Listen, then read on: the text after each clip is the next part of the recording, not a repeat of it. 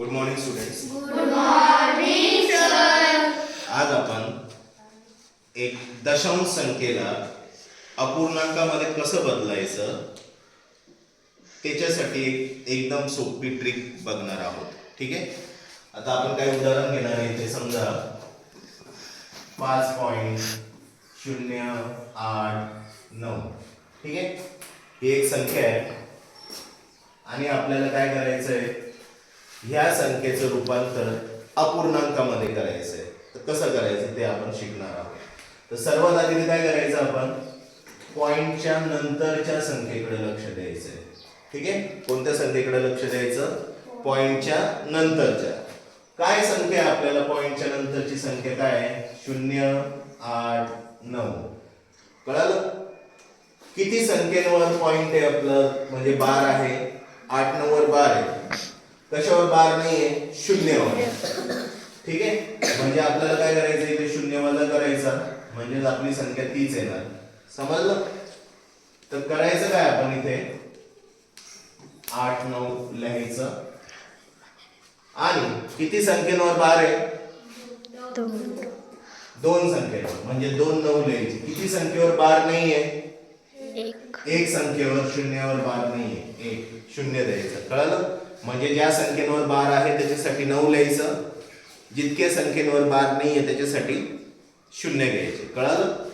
आता ह्या 5चं काय करायचं आहे आपल्याला, इथे मध्यस्थानी लिहायचं. कळलं? हेच आपलं काम होतं, हीच ट्रिक होती. कळलं? ज्याच्यावरती बार आहे त्याच्यासाठी 9 लिहायचं, ज्याच्यावरती बार नाहीये त्याच्यासाठी शून्य लिहायचं खाली. कळलं? अजून एक उदाहरण घेऊ आपण. समजा 27.4983 ही एक संख्या आहे. कळलं? तर आपलं लक्ष कशाकडे द्यायचं आहे? सर्वात आधी आपल्याला पॉइंटच्या नंतरच्या संख्येकडे द्यायचं. कळलं? तर काय आहे पॉइंटच्या नंतरची संख्या? 4983. याच्यातून वजा करायची. कोणती संख्या वजा करायची? ज्या संख्येवर बार नाहीये ती संख्या वजा करायची. कशावर बार नाही आहे आपला? 4 वर बार नाही आहे ना, म्हणजे 4 वजा करायचे आपल्याला. तर इथे किती येणार? 13. 13 तून 4 गेले किती उरतात? 9 उरतात. हे किती येणार? 7. बरोबर? 4 9. तर आता लिहायचं काय आपण इथे, ही जी वजाबाकी आहे ती अंशस्थानी द्यायची आपण. ठीक आहे. वजाबाकी लिहायची अंशस्थानी. ठीक आहे. त्याच्यानंतर करायचं काय, किती संख्येवर बार आहे आपला? किती संख्येवर बार आहे? 3 संख्येवर बार आहे. म्हणून इथे 3 दा 9 लिहायचा. किती संख्येवर बार नाहीये? एक संख्येवर बार नाही, त्याच्यासाठी काय घ्यायचं? शून्य. कळालं? आता शेवटची स्टेप. या संख्येचं काय करायचंय आपल्याला? इथे मध्यस्थानी लिहायचं. कळालं का? कोणाला काय अडचण आहे याच्यामध्ये? ठीक. अजून एक उदाहरण घेऊ आपण. 17.8957. ठीक आहे. याचं आपल्याला रूपांतर करायचंय दशांश पूर्णांक. तर आता करायचं काय, आपण लक्ष कोणाकडे द्यायचंय आपल्याला? फक्त सुरुवातीला पॉइंटच्या नंतरच्या संख्येकडे. काय आहे ते आपल्याकडे? 8 9 5 7. कळलं? कोणावर बार नाहीये? बार नसणारी संख्या कोणती आहे आपल्याकडे? 8 9 आहे ना. मग इथे लिहायचं 8 9. वजाबाकी करायची. 17. 17 तून 9 गेली किती रे?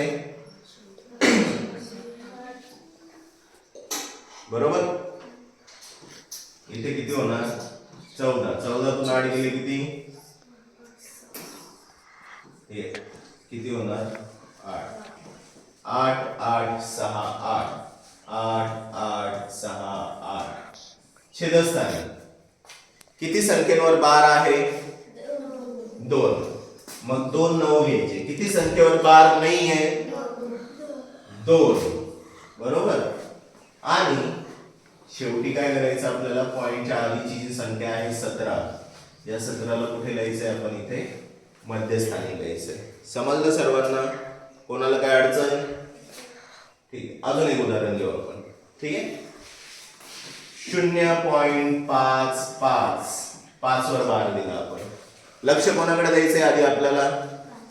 पॉइंटच्या नंतरच्या संख्येकडे आहे ना. कोण आहे पॉइंटच्या नंतरचं? 5 5. त्याच्यातून वजा काय करायचं? ज्या संख्येवर बार नाहीये ती संख्या वजा करायची. म्हणजे याच्यातून 5 वजा करायचं. किती उरणार आपल्याकडे? 50 आहे ना. म्हणून आपण इथे काय लिहिणार आता? 50 लिहिणार आहे. कळालं का? आता महत्वाची स्टेप. किती संख्येवर बार आहे?